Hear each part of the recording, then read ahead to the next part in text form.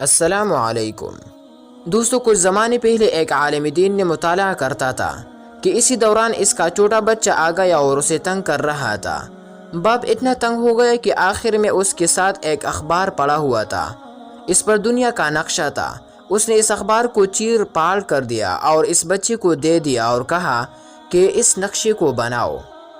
اس نے گمان کیا کہ نقشے کا بنانا آسان نہیں، اس لیے اس نقشے بنانے پر مشغول ہو جائے گا اور میں اپنا مطالعہ کروں گا۔